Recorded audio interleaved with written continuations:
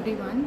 So today let us see upon the topic something about properties of foods and methods of food concentration. So coming to the topic, what are all the constituents of the food and the energy values. So starting with it. So next,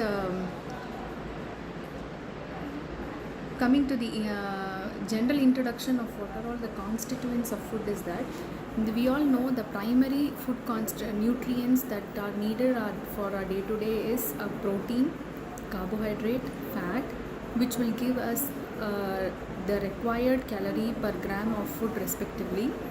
So the mainly based on these nutrients only our metabolism of our body, it will produce the necessary chemical energy that powers the muscular contraction and that which helps the brain cells to function.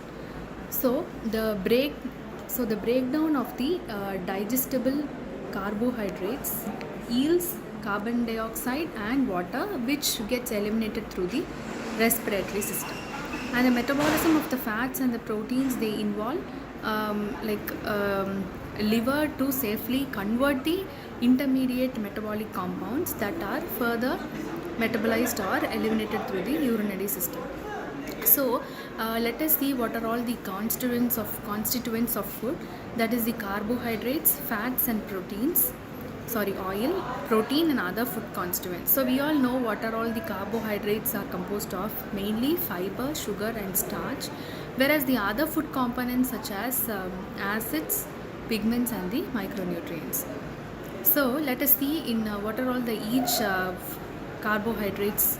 What is the actual thing in carbohydrates? That is what is fiber, sugar and starch. So carbohydrate, as we all know, it is the structural composition and storage organelles of plants. So the structure carbohydrates in plants are complex carbons of repeating 5 carbon calls the pentosanes, or repeating 6 carbon sugars called the glucans. So as we all know, the structure chain of the carbohydrates. So when we look into the another plant components such as pectin and the gums that are present from the bark or from the plant seeds. So from this also we are getting the fiber. It plays the role of carbohydrates. So coming to the sugar, so we are categorizing into simple sugars and the refined sugar. So what we know about the simple sugar is that these are the primary products of photosynthesis as well as the finished product of the complete digestion of the carbohydrates. So the simple sugars are sweet soluble carbohydrates and cannot be further broken down. And the end products of the digestion also, they are quickly absorbed from the intestine into the blood circulatory system that provide a rapid energy to some individuals. But it could also be unfavorable to diabetics who are susceptible to some hypoglycemic fluctuations when they intake these simple sugars. And the refined sugars are the common carbohydrate sweetness, for example such as cane sugar, corn syrup and the high fructose corn syrup.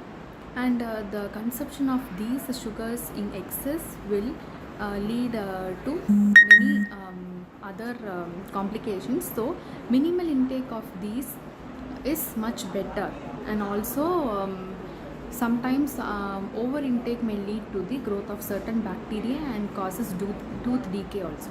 So coming to the starch, carbohydrate starch. So the starch is a complex molecule, as we all know. It is when we look into the chain of reactions, it is composed of a simple sugar chain. Glucose is the storage carbohydrate in the root crops.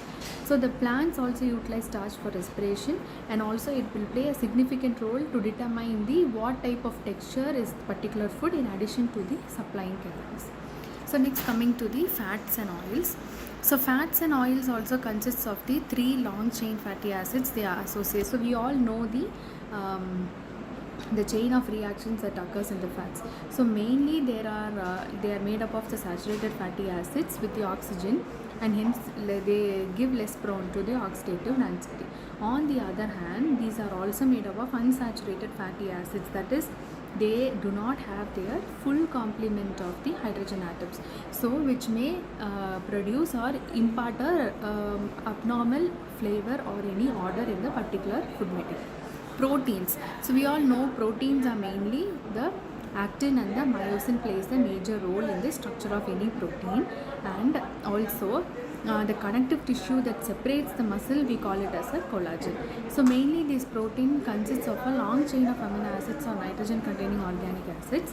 So this plant and the animal protein, both they have equal distribution of different types of amino acids, and mainly the plant proteins may contain a low level of some of the essential amino acids, and they lead to the requirement of the growth and maintenance of the healthy tissue.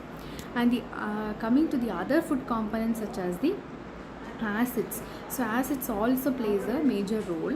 As we all know that acids may impart a sour flavor, and its intensity mainly depends on the pH level that is present.